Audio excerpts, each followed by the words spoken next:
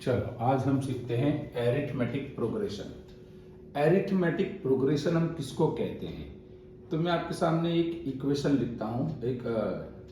चलो arithmetic progression, हम arithmetic progression किसको कहेंगे सबसे पहले ये समझ लेते हैं। चलो hello, welcome back to my channels Sadiq sir for mathematics. हम इस चैनल में बैठ सकते हैं। चलो अब मैं आपके सामने एक स्टैंडर्ड 10 का कंटेंट लेकर आया हूँ, एरिथमेटिक प्रोग्रेशन। हम एरिथमेटिक प्रोग्रेशन को किसको कहेंगे वो हम सबसे पहले समझ लेते हैं। चलो यहाँ पे मैं लिखता हूँ 2, 5, 8, 11, यानी ये मेरी फर्स्ट टर्म है, इसको मैंने A1 कहा। ये मेरी सेकंड टर्म है, मैंने इसको A2 कहा। ये मेरी थर्ड टर्म है, इसको मैंने A3 कहा। ये मेरी फोर्थ टर्म है, इसको मैंने A4 कहा। अब हमें क्या है, the difference between two consecutive terms, मतलब ये जो पहली टर्म है और दूसरी टर्म का हम डिफरेंस फाइंड करेंगे। मतलब 5 - 2 तो कितना आया 3। फिर मैंने चेक किया 8 - 5 तो कितना आया 3। फिर मैंने चेक किया 11 - 8 तो कितना आया 3। यहाँ पे मैंने क्या किया, ये जो मैंने किया है वो two difference of two consecutive terms, मतलब यहाँ पे मैंने लिखा D is equal to A2 - A1, यानी कि 1 और 2 ये कॉन्जिक्यूटिव टर्म्स है। तो difference between two consecutive terms, यहाँ पे मैंने लिखा A3 - A2, यहाँ पे मैंने लिखा A4 - A3, यानी हम किसी दो कॉन्जिक्यूटिव टर्म का डिफरेंस फाइंड करेंगे और डिफरेंस सेम आता है तो उसको हम एरिथमेटिक प्रोग्रेशन कहेंगे। मैं दूसरे लिखता हूँ।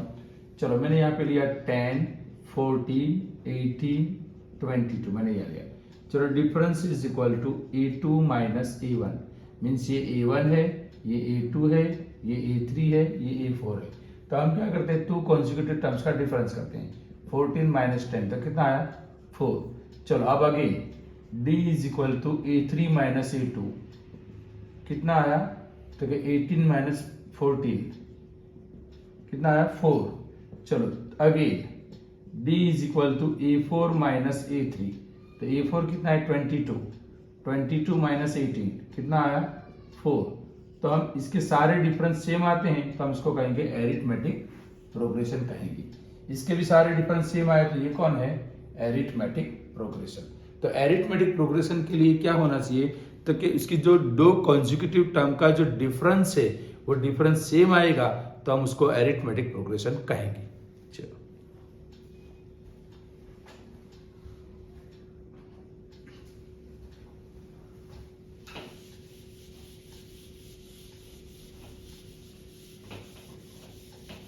चलो अब एरिथमेटिक प्रोग्रेशन का स्टैंडर्ड फॉर्म कौन है, तो भाई एरिथमेटिक प्रोग्रेशन का स्टैंडर्ड फॉर्म है first term, second term, third term, fourth term. अब हमारा लास्ट टर्म जो होगा वो कौन होगा, तो लास्ट टर्म हमारा an है। कौन है, चलो अब हमारा A1 कौन आया, तो कि A + 0D। A2 कौन आया, तो कभी A + 1D। A3 कौन आया, तो कि A + 2D। A4 कौन आया है, तो कि A + 3D। अब देखो आपने मार्क किया कि यहाँ पे 1 था तो D का जो कोएफिशिएंट है वो 0 हुआ। A2 था तो D का कोएफिशिएंट कौन हुआ 1 था, मतलब एक कम हुआ। 3 था तो एक कम हुआ, 4 था तो एक कम हुआ। तो यहाँ पे मैं लिखता हूं इससे एक कम करो, ये एंड है तो एंड टर्म एन में सिर्फ कम करेगा n - 1 इंटू डी। तो ये हमारा कौन आया an आया। कौन आया, लास्ट टर्म कौन आया an। तो n टर्म की फॉर्मूला क्या बनी A + n - 1 इंटू डी। जब भी हम n टर्म ढूंढते हैं तो इसकी फॉर्मूला होती है an is equal to A + n - 1 D. अगर मान लो कि चलो मुझे यहाँ पे एक क्वेश्चन पूछा है यहाँ पे कि भाई 4, 7, 10 और 13 find it's an term, find its nth term. मतलब ये जो सीक्वेंस है एरिथमेटिक प्रोग्रेशन है उसकी n टर्म कौन होगी, तो an is equal to A + n - 1 into D. अब ये एरिथमेटिक प्रोग्रेशन तो है तभी तो हमें n टर्म ढूंढने का बोला है। तो हमें n टर्म ढूंढना है तो ये जो फर्स्ट टर्म है दैट इज a, हमारा जो फर्स्ट टर्म है that is a। Arithmetic progression की जो फर्स्ट टर्म होती है दैट इज a। चलो अब d करना हो तो क्या करेंगे, d इज इक्वल टू 7 - 4, यानी कि A2 माइनस A1 किया मैंने। चलो n माइनस 1, हमारा d कितना आया 3, तो 4 plus 3n, 4 plus 3n minus 3, तो 4 माइनस 3 कितना है 1, 1 plus 3n is our n term. तो हमारा n टर्म कौन आया 1 प्लस 3n आया, कौन आया 1 प्लस 3n। चलो हमें इसी सीक्वेंस का हमें ऐसा पूछता है कि भाई फाइंड 21 टर्म, हमें 21 टर्म फाइंड करने का बोला है। तो यहाँ पे मैं लिखता हूँ A21 इज इक्वल टू, एक कम करो 20d, a प्लस 20d। तो हम a की जगह पे क्या लिखेंगे 4, चलो d की जगह पे क्या लिखेंगे, d कितना आया 3, तो हमारा कितना आया 4 प्लस 60, मतलब A21 कितना आया 64।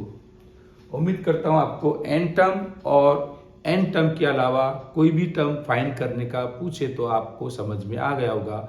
अगर समझ में आ गया है तो लाइक शेयर एंड सब्सक्राइब करना ना भूले। आगे की वीडियो में और आगे भी सिखाऊंगा। Thank you very much.